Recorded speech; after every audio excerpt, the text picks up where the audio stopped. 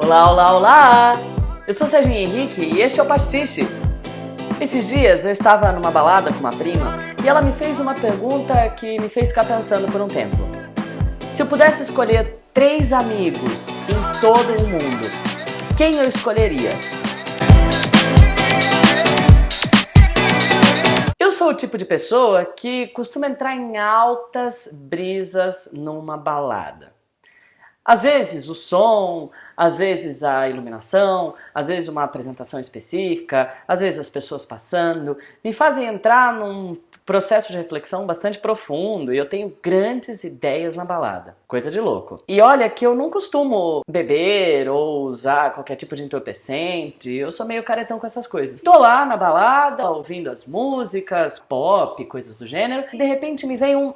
E eu entendo um monte de coisa a respeito de mim. Talvez eu devesse voltar para psicanálise. Por enquanto, as baladas têm resolvido as minhas questões. E eis que nesse dia eu estava acompanhado com uma prima e nós estávamos os dois ansiosos pela apresentação de Bianca Del Rio. E ela me mandou a seguinte questão: se você pudesse escolher 3 pessoas em todo o mundo para serem seus amigos, mas amigos íntimos mesmo, pessoas que você frequentasse, quem você escolheria? Essa minha prima é a Jussara Marques, uma dubladora importante, conhecida aqui em São Paulo, diretora de dublagem. A questão era bastante curiosa. Eu acho que eu colocaria muita gente nesse raio dessa lista, até gente morta, mas era preciso escolher 3. Dentro da proposta, achei que cabia escolher 3 pessoas inusitadas. Em primeiro lugar, o Papa Francisco, porque eu acho que espiritualidade é algo extremamente importante. Eu tenho uma criação católica e conforme fui me tornando adulto, acabei escolhendo o catolicismo como a minha prática de fé. O que não quer dizer que eu me sinta aprisionado ou qualquer coisa do gênero. Justamente por essa criação católica, eu acabei tendo grande proximidade com o pároco lá de São Roque. Até hoje, o padre Daniel Balzan é uma figura essencial na minha vida. Em momentos mais atuais, a gente costuma se ver com alguma frequência, conversa nos minutos ali que são possíveis. Eu já nem moro lá, mas continua sendo uma grande referência na minha vida. Isso me faz projetar a coisa. Como seria ser amigo do Papa? Francisco veio da Argentina, tem alguma semelhança com a nossa tradição aqui, com a nossa cultura. Como ele mesmo disse, ele é o Papa do fim do mundo, fim dos tempos, quanto pode ser o fim do mundo ali logo na puta que pariu. Existe uma profecia que diz que o Papa de número 267 é o Papa do fim dos tempos. Francisco é o Papa 266. Ter amizade com uma figura religiosa, com uma figura importante, talvez fosse bacana. A minha amizade com o Padre Daniel me ensina muita coisa.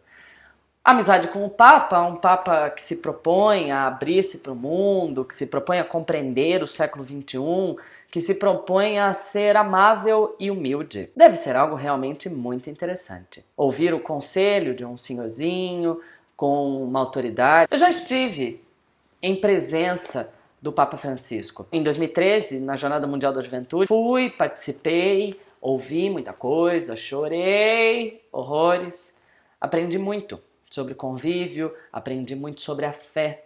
Fé é muito mais um sentimento, é a maneira como a gente busca estar aí em contato com o transcendente. Número 1, o Papa Francisco. Segundo amigo, claro que eu não poderia deixar de escolher alguém extremamente importante no mundo gay, no mundo pop, no mundo da moda, no mundo da cultura. E obviamente a minha escolha é a maravilhosa, a deusa na terra, a toda poderosa, magnífica RuPaul! Eu sempre fui muito ligada em ídolos pop, sempre gostei bastante disso. Mas de uns tempos pra cá eu tinha desencanado dessa coisa de ter esse sentimento adolescentezinho de ter alguém para admirar e querer estar perto e ouvir o que essa pessoa tem a dizer.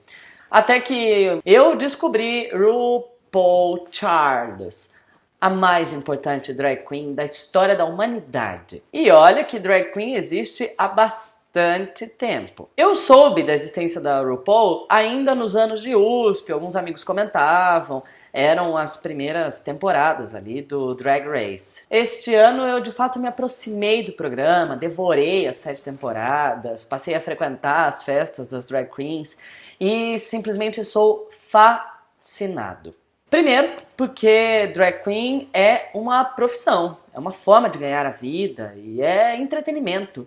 E o entretenimento é algo que sempre me estimulou, sempre me agradou bastante. Sou fascinado pelo universo do entretenimento. Assistindo aos programas, fui ficando encantado com a maneira digna e honesta com que RuPaul comanda o seu show. Sempre convidando novas meninas para participarem, as histórias de vida de cada uma delas, as atribulações, os desafios, os amores, vão tornando a profissão drag queen algo mais humano. RuPaul é talvez um dos mais importantes ícones pop, mas sobretudo um dos mais importantes ícones mundiais a respeito da igualdade e da aceitação.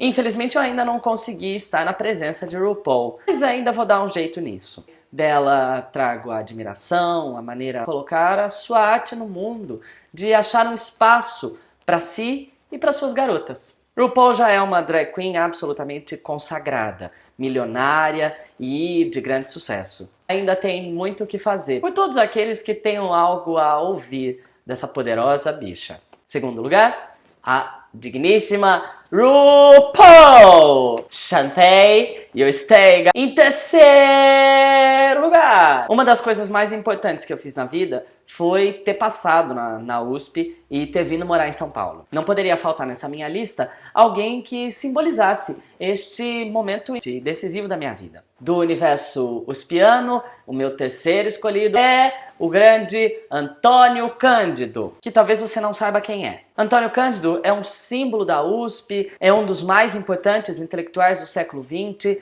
e é um humanista pleno. Formado em sociologia, depois partiu para as letras, Antônio Cândido é o mais importante teórico da literatura que este país já produziu. Didático, pontual. Cândido é a figura mais inteligente pela qual eu já cruzei o caminho. Já tive a oportunidade de estar na presença do Antônio Cândido algumas poucas vezes e sempre fico fascinado por tamanha sabedoria, disposição de vida, por tamanho desejo de compartilhar aquilo de mais precioso que ele tem. O seu conhecimento. Cândido acabou se tornando para mim um símbolo do saber, acabou se tornando um símbolo da busca acadêmica, um símbolo da intelectualidade.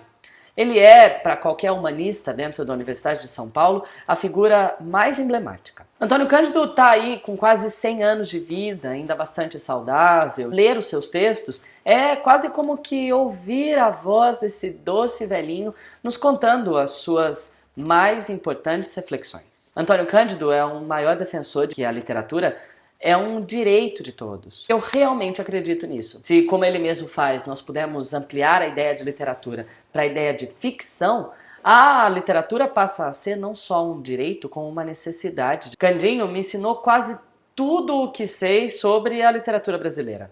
Fiz dela o meu ganha-pão, fiz dela um grande prazer. Pois bem, tem muitas e muitas outras pessoas que eu ainda colocaria nessa lista, mas dentro de uma escolha, fui aí por 3 caminhos que eu acho que combinam um pouquinho com a minha própria trajetória de vida. Pessoas tão diferentes entre si, mas tão complementares, quando o grande desafio é abrir-se para a humanidade.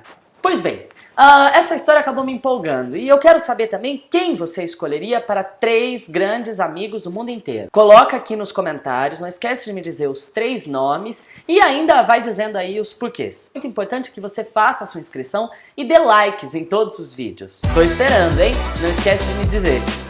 Forte abraço, tchau!